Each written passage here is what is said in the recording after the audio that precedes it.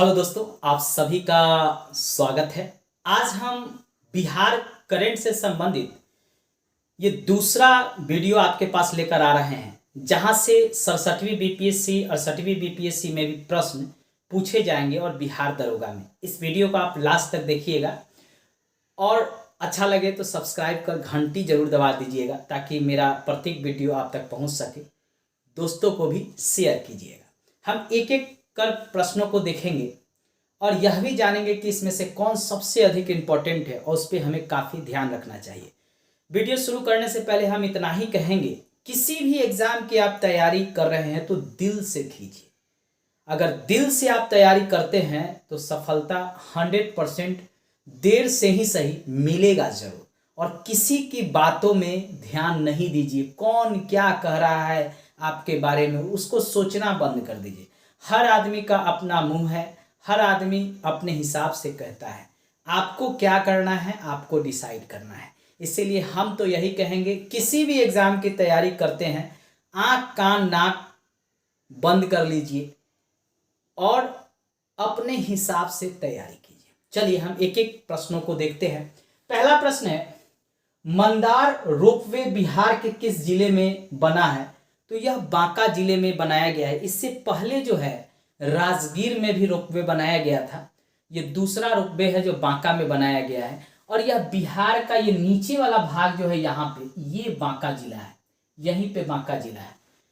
Map के through भी आप जानिए, चूंकि प्रश्न जो है अगर आप मैप के थ्रू जानते हैं तो आपको ज़्यादा जो है आसान रहता है उसको याद रखना।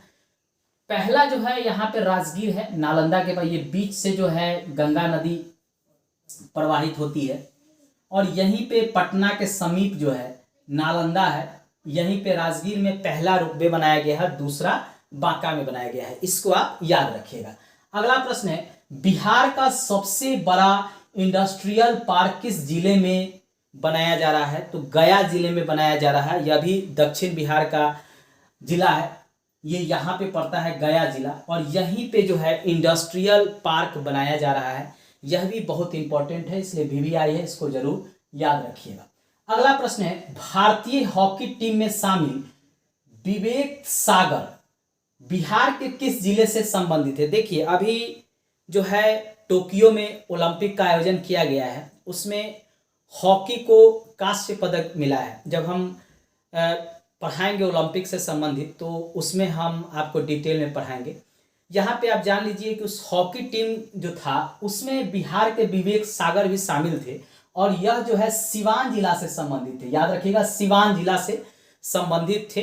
क्योंकि इस बार हॉकी टीम ने कांस्य पदक जीता है तो यह पूछ सकता है कि उस हॉकी टीम में बिहार के कौन से व्यक्ति शामिल थे। तो याद रखिएगा विवेक सागर। ये 67वीं बीपीएससी में 68वीं बीपीएससी में इनका नाम पूछा जा सकता है। अगला प्रश्न है, global conservation assured tiger standard की मान्यता बिहार के किस वन जीव अभयारण्य को मिला है? यह वाल्मीकि टाइगर रिजर्व जो पश्चिम चंपारण में है उसको मिला है। ये पश्चिम चंपारण जो है आपका उत्तर पश्चिम का ये भाग है, यहाँ पे पड़ता है पश्चिम चंपारण और यहीं पे जो है वाल्मीकि टाइगर रिजर्व है, इसी को यह पुरस्कार दिया गया है। तो आप याद रखिएगा, मैप के थ्रू भी याद रखिएगा और ऐसे भी आप याद रखिएगा। तो वाल्मीकि टाइगर रिजर्व को ये पुरस्कार जो है दिया गया है।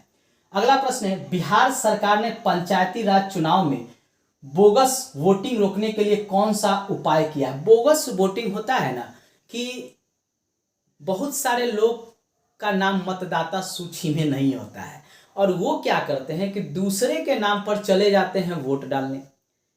अब जो काउंटर पे जो बैठे हुए हैं वोट डालने वाले अधिकारी, उनको पता नहीं चलता है, क्योंकि फोटो स्टेट वो पहचान पत्र लेकर जाते हैं, या तो आधार कार्ड लेके जाते हैं या अपना जो है कि कोई ID प्रूफ लेके जाते हैं और फोटो स्टेट होने के कारण नहीं पहचान पाते और वो वोट डाल देते हैं, तो उसको कहते हैं बोगस वोट। तो उसको रोकने के लिए जो है पम्ब इम्प्रेशन वेरिफिकेशन इस बार लाया गया है बिहार सरकार के द्वारा। यह नाम पूछ सकता है कि क्या लाया गया है, तो पम्ब इम्प्रेशन वेरिफिकेशन इसको लाया गया है ताकि जो है बोगस वोटिंग को रोका जा सके। यह भी एक बिहार सरकार के द्वारा सराहनीय कदम है। अगला प्रश्न है, सीआरपीएफ जवान संजीव रंजन को राष्ट्रपति द्वारा वीरता पुरस्कार मिला, बिहार के किस जिले के निवासी हैं?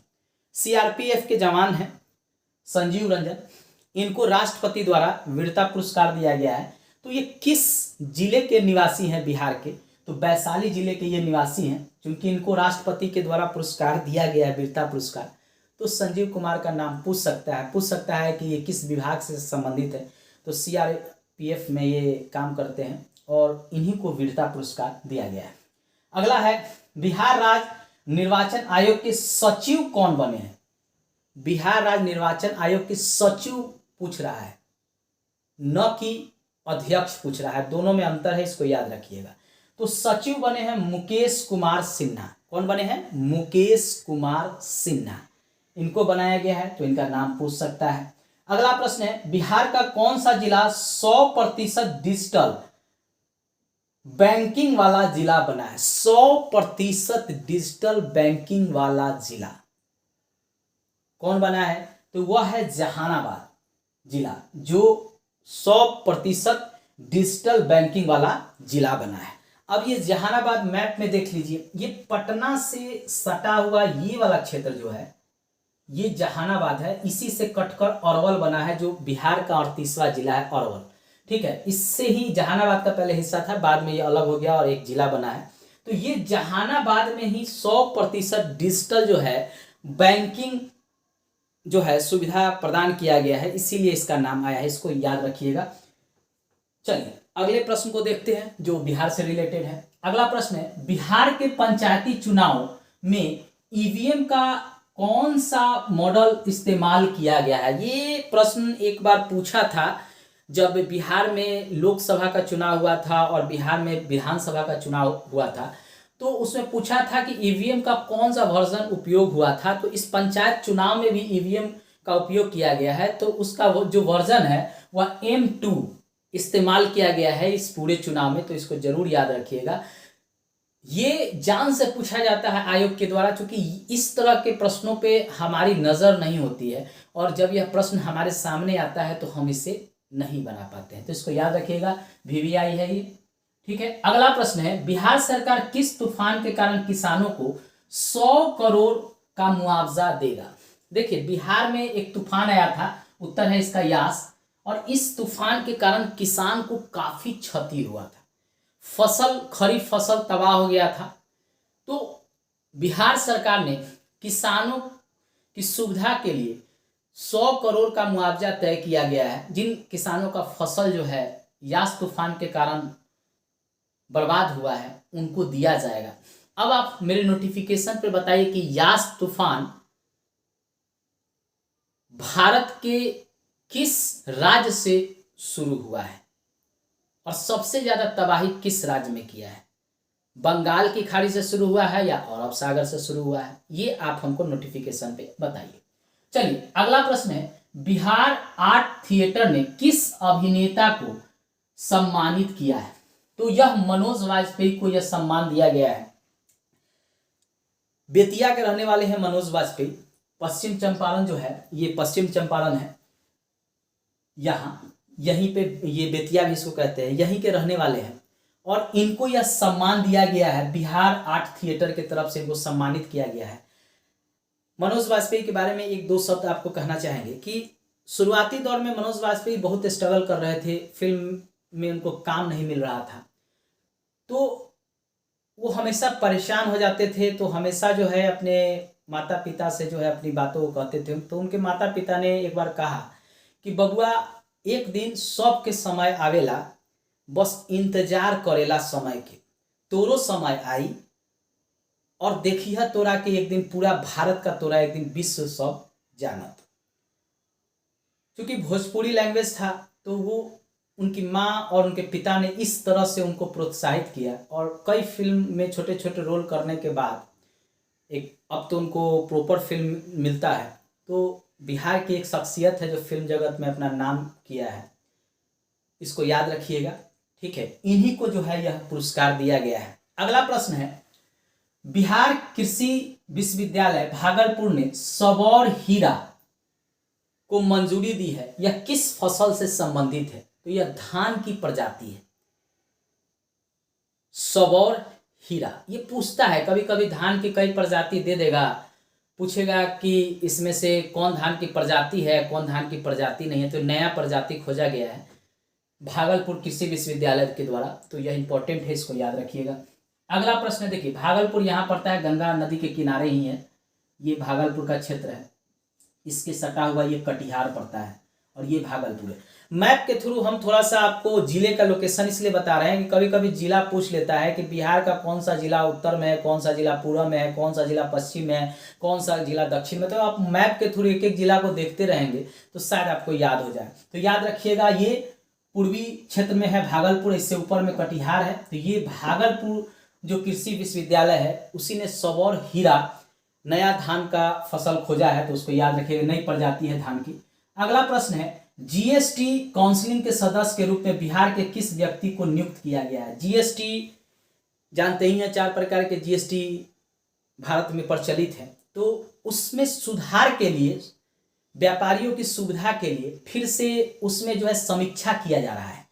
तो उसमें बिहार के भी एक व्यक्ति को शामिल किया गया है, तारकिशोर प्रसाद, याद रखिएगा, तारकिशोर प्रसाद को शामिल किया गया है। ये उप मुख्यमंत्री बिहार के हैं और वित्त मंत्री भी हैं, मतलब वित्त विभाग जो है इन्हीं के अंतर्गत है, यानी उप मुख्यमंत्री हैं बिहार के और वित्त विभाग इन्हीं के अंतर्गत है, तारकिशोर प्रसाद। और ये कटिहार से विधायक चुन के आए हैं, तो इन्हीं को जो है जीएसटी में शामिल किया गया है। बीजेपी से संबंधित है, बीजेपी पार्टी से ये संबंधित है। तो ये पूछ सकता है, तीनों प्रश्न पूछ सकता है। पहला तो ये पूछ सकता है कि तारकिशोर प्रसाद को जीएसटी में शामिल किया गया है कि नहीं सदस्य के रूप में, तो शामिल किया गया है। दूसरा प्रश्न पूछ सकता है कि बिहार में ये क्या है, तो उप मुख्यमंत्री पद पर नियुक्त है। वित्त विभाग भी इन्हीं के पास है। और ये कहाँ से विधायक चुन के जाते हैं, तो कटिहार से आते हैं। 3-4 प्रश्न यहाँ से बन सकता है, तो इनको याद रखिएगा। अगला प्रश्न है, बिहार कृषि विश्वविद्यालय भागलपुर ने आम की नई प्रजाति की खोज की है, तो यह सबौर मैंगो 2 खोजा गया है। आम की ये नई प्रजाति है, तो इसको याद रखिएगा। एक तो धान की नई प्रजाति खोजा गया है और दूसरा आम की भी नई प्रजाति भागलपुर कृषि विश्वविद्यालय के द्वारा ही खोजा गया है, दोनों याद रखिएगा। अगला प्रश्न है, एसडीजी इंडिया इंडेक्स 2021 के अनुसार बिहार में सड़क दुर्घटना में मृत्यु दर प्रति आबादी 1 लाख पर कितना है? कहने का अर्थ है कि जो ये इंडेक्स जारी किया गया है, इसमें पूछा जा रहा है कि बिहार में जो कृषि दुर्घटना में मृत्यु होती है तो 1 लाख में कितने लोगों की मृत्यु हो जाती है? तो 6 लोग की 1 लाख में मृत्यु हो जाती है, यही प्रश्न पूछ रहा है। और ये कहीं जल्दी मिलता नहीं है, और बीपीएससी आयोग जो है जान के इस सब प्रश्नों को डाल देता है कि आप जो है इसको 9 बनाएं। ठीक है, तो याद रखिएगा, इस तरह के प्रश्न जब आए ना तो जरा ध्यान रखिएगा, नहीं तो बस ये आपके हाथ से निकल जाएगा और हाथ मलते रह जाइएगा, 1-2 नंबर से पीटी में बाहर हो जाइएगा। तो इस सब प्रश्नों को जरा सा ध्यान रखिए। अगला प्रश्न है, 1942 के भारत छोड़ो आंदोलन से जुड़े बिहार के किस स्वतंत्रता सेनानी का निधन हो गया है?